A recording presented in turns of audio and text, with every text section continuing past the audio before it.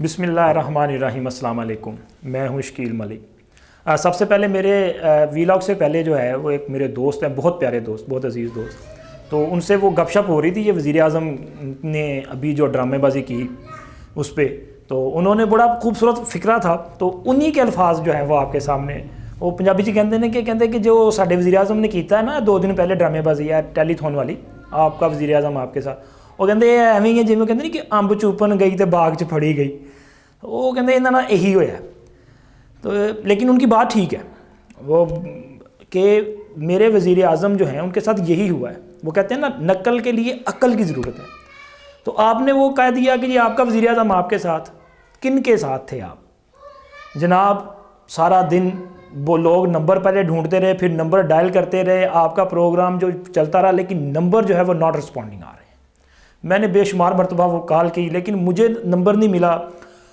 पूरे पाकिस्तान से वो आपने सोशल मीडिया पे देखा होगा, बहुत सारे ये वायरल हो रहा है कि जी कौन सा नंबर, जी नंबर तो मिल नहीं रहा, नंबर तो मिल नहीं रहा। भाई नंबर मिलना नहीं था, सारा आपने वो रिकॉर्ड करके उसको प्लान करके कर दिया, लोगों ने तारीफ़ों के पुल बांध दिए और आप बड़े खुश हो रहे थे, देखे जी आवाम बड़ी खुश है।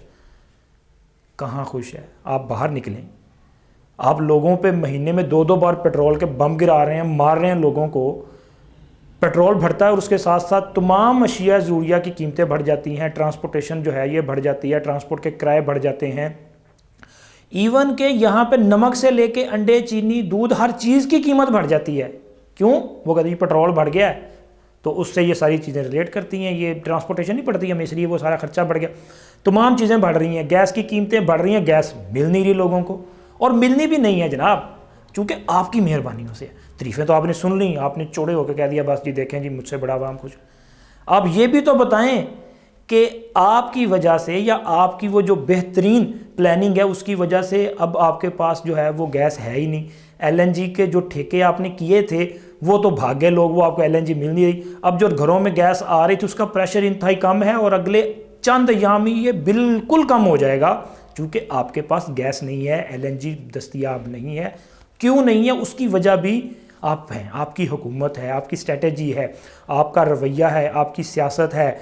आपने बतौर वज़ीर आज़म जिस तरह के ख़यालात का इजहार किया, जो कहा, उसकी वजह से जो दोस्त ममालिक थे वो नाराज़ हैं, सबको पता है। आपने कहा कि मुस्लिम लीग नून ने कतर के साथ जो है वो सौदेबाजी की और महंगी LNG ली, आपको तो उस रेट पे भी LNG नहीं मिली, और कतर से ही नहीं मिली, किसी और से भी नहीं मिली। इस वजह से आप भगने बजा रहे हैं कि जी अवाम ने तारीफ़ें कर दी, अवाम बड़े खुश हैं। अवाम ने नहीं तारीफ़ें की, आपके मीडिया सेल ने आपकी तारीफ़ें की। हकीकत आप लोगों को बताएं, आप सच बताएं। आप वज़ीर आज़म हैं, आपने अवाम से कहा कि आपका वज़ीर आज़म आपके साथ, तो फिर उनके वज़ीर आज़म को अवाम के सामने लेके आएँ और उनसे मिलवाएँ और उनसे मिलें, ताकि आपको पता चले कि जनाब दाल किड़े भाव विकदी पई है, आटे दा लून दा रेट की है, गरीब किवें जी रहा है, गैस नहीं मिलती तो रोटी किवें पकानी पैंदी पई है, तंदूर तो नान जिहड़ा वे जिहड़ा 10-12 रुपए दा सी वो 15 रुपए दा क्यों मिलता पिया है? कित्थे तुहाडी हुकूमत? तुसीं कह रहे हो जी अवाम बड़े खुशहाल ने। अवाम नहीं, लेकिन वो बिल्कुल खुशहाल हैं जो चंद इशराफिया आपके साथ हैं, वो माफिया जो आपके साथ है, जो आता है बैग उठा के लाता आता है, फिर उसके बाद 2-4-6 महीने के बाद एक स्कैम होता है और बैग उठा के चले जाते हैं। हाँ ए बड़ा कमाल जे तुहाडा माशाअल्लाह, मतलब तुसीं ये नवां ट्रेंड दिता पाकिस्तान च कि ਜਿਹੜੇ ਤੁਹਾਡੇ ਦੋਸਤ ਨੇ ਜਾਂ ਤੁਹਾਡੇ ਜਿਹੜੇ ਬਹੁਤ ਖਾਸੁਲ ਖਾਸ ਨੇ ਉਹ ਜ਼ਿਆਦਾ ਉਹ ਜਿਹਨਾਂ ਨੇ ਸ਼ੋਧਾ ਸਮਝ ਪੰਜਾਬੀ 'ਚੋਂ ਜੋ ਇਨਸਾਨ ਥੋੜਾ ਸਾ ਭੂਖਾ ਹੋ ਨਾ तो ਉਹਨੂੰ ਕਹਿੰਦੇ ਨੇ ਬੜਾ ਸ਼ੋਧਾ ਹੈਗਾ, ਉਹ ਜ਼ਿਆਦਾ ਸ਼ੋਧੇ ਨਹੀਂ ਹੈਗੇ, ਉਹ ਆਪਣਾ ਸ਼ੇਅਰ ਲੈਂਦੇ ਨੇ ਤੇ ਚਲੇ ਜਾਂਦੇ ਨੇ, ਦੂਜੇ ਨੂੰ ਮੌਕਾ ਦਿੰਦੇ ਨੇ ਜੀ। डॉक्टर ज़फ़र मिर्ज़ा साहब वो आए माशाल्लाह, बड़ियाँ अच्छी गल्लां कीतियां, उन्होंने अपना शेयर लिया और चले गए, अब अगले को मौका दे रहे हैं ना। इसी तरह सब स्कैंडल्स में जो आता है वो अपना शेयर लेता है और अगले को मौका देता है कि भाई अब तुम भी अपना जो है समेटो और चले जाओ। हजूरे वाला ये है सब हकीकतें, ये है आपकी हुकूमत और आपकी कारकर्दगी।